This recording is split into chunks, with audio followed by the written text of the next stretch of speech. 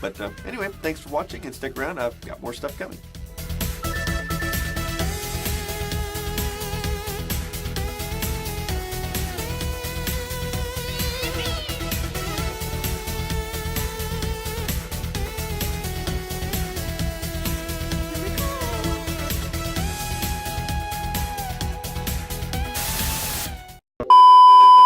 Hello and welcome to another episode of the 8-Bit Guide. 8-Bit Guide. 8-Bit Guide. 8-Bit Guide. 8-Bit Guide. 8-Bit Guide. 8-Bit Guide. 8-Bit Guide. 8-Bit Guide. 8-Bit Guide. 8-Bit. Hello and welcome to another episode of the 8-Bit Guide.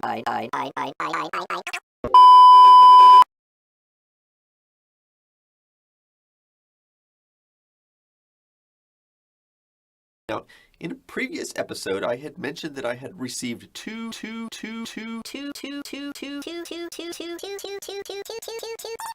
commercial freebies that I had agreed to do reviews on. Now, I've already done one of those, which was the Divoom Time Box. Now, this is the other one. Now, I've been waiting on this for quite a while, and it finally arrived. This is arguably the most interesting of the two items. Let's open the box and see what it is. It says GPD Gamepad Digital. It says GPD Gamepad Digital. And here we are. It's a little pumped computer with gamepads built into it.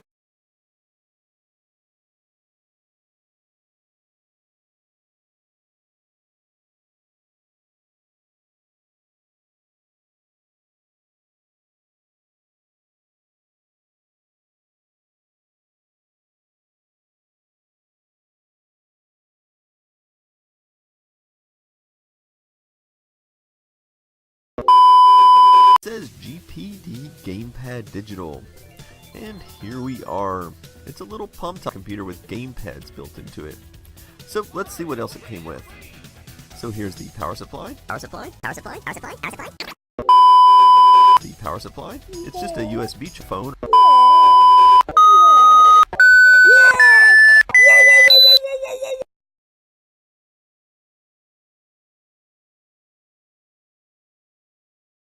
A USB charger like you would expect for a phone or tablet. Here's the USB cable and some headphones. Over here is the instruction manual. One interesting note about the USB cable is that it's the USB cable is on the back. It has the USB cable is the USB cable is the USB cable is the USB cable is the USB cable is, and while it has no network port, it does support wireless networking. I don't know if the battery's charged, so I'm going to plug the USB cable in first. Okay, well, it appears to be 99% charged already. Okay, so let's power this palm computer with on. Okay, I guess you have to hold it down for a second or two. There we go. It appears to be booting up to Windows 10.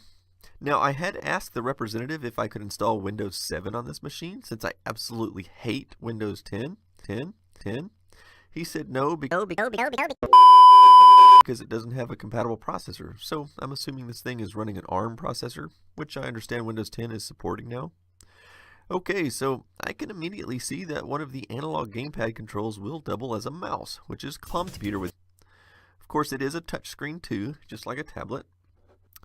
Speaking of tablet, one problem I ran into right away was that it wanted to treat the screen like a tablet and keep the screen oriented vertically like a palm computer with. I could get it to flip one way or the other, but not go palm computer with. I decided to try the well-known keyboard combination for changing screen orientation on Windows, which is Control Palm computer with. That worked. So I opened up the system specifications, and lo and behold, it's an palm computer with. I also noticed the internal storage appears to be around 60 gigabytes of solid-state storage. I installed Geekbench 4 so that those of you who care can get an idea of a palm computer with.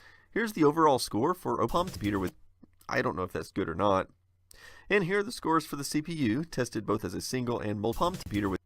I realize the Atom isn't exactly known for its performance, so I don't think these scores are anything terribly impressive in the gaming world. So it appears that had I bothered to check the manual, it actually explains on the first page how to permanently lock the screen palm computer with two horizontal. And it lists a variety of other palm computer was in here as well, so maybe I should take a moment to do all of these things. There are actually quite a few palm computer with here, but I won't show them all as it would take some palm computer with, but suffice it to say these will all make the system run leaner.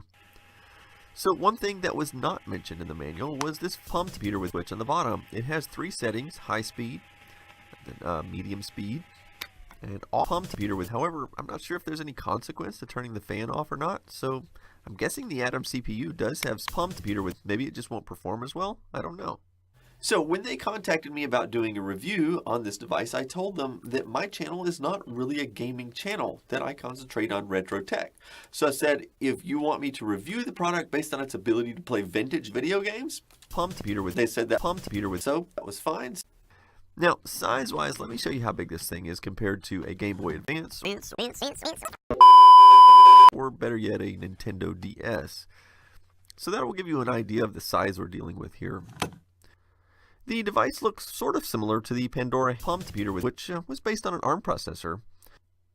So this little switch here on the top will put the game controller into three different modes.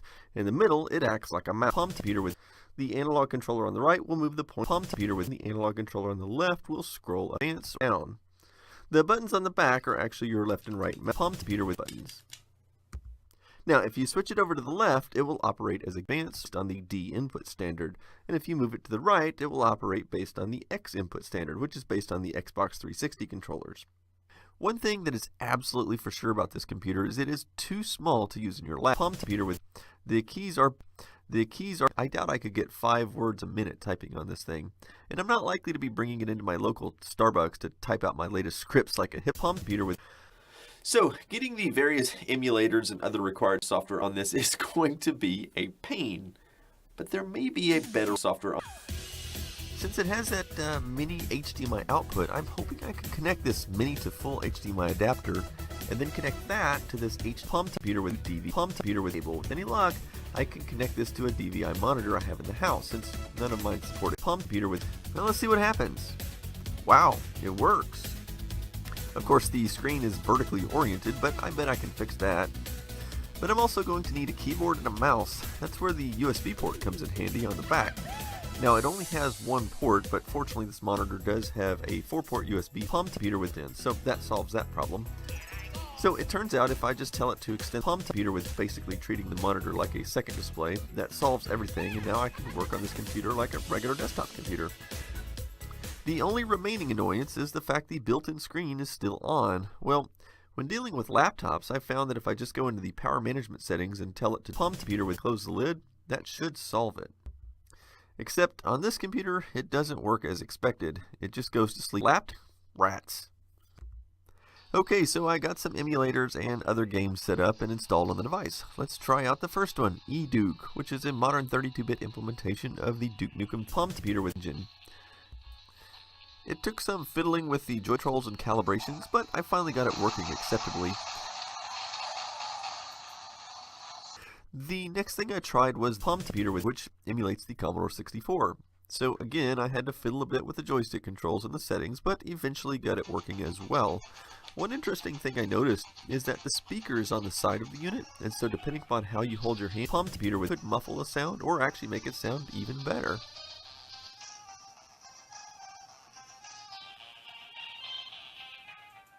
The next thing I tried was Project 64, which emulates the Nintendo 64. I thought maybe I could play some palm computer with. Well, this program runs fine in a window, but it will not go full screen. It will always try to go sideways, and if I try to correct it, the screen just goes blank. I'm sure this is more of a Windows 10 incompatibility than anything else. And this video won't be complete without trying to emulate the classic Nintendo palm computer with. I ran into similar problems here, not being able to get a full screen, so being forced to play it in a window. All right, here, so it's time for some critical assessment. What do I really think of this device? Well, it's pretty cool.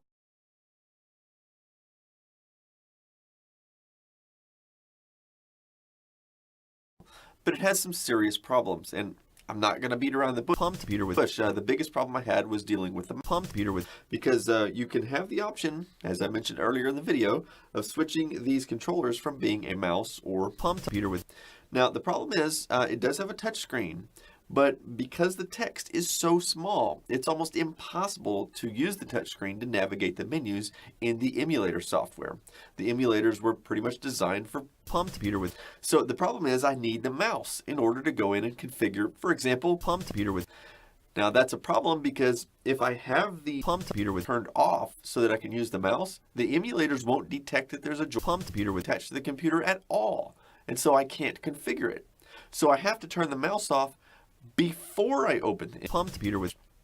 So that was a real nuisance. I found myself often having to use the computer with hands to navigate through the menus on the emulators, which is very difficult computer with many cases. On some of them I even had to plug an external mouse computer with into the USB port so that I could configure computer with work. And that's just not something that I think most people are going to want to computer with when they're on the go and the exact type of computer with it you're going to wind up wanting to use a device like this. The other problem I had was, of course, with the screen. Getting it to do full screen in many of the applications was just not computer with. Now, I don't blame the computer with as much as I blame hardware, which, by the way, in case I haven't already mentioned enough times, I hate Windows 10 with a passion. But most of the emulators were really not designed to work with Windows 10, and they may technically run on Windows 10, but they're really not optimized for it. So I think maybe in a few years, once the emulators have caught up to being more optimized for Windows 10, they may actually end up working better on a device like this than they do today. But for $399 list price, I can't really personally recommend this as a retro gaming machine. It might work better with the more modern games, but I'm not qualified to review it for that because I don't own any modern games that run on the PC. So I'll have to go to somebody else for a review on computer with.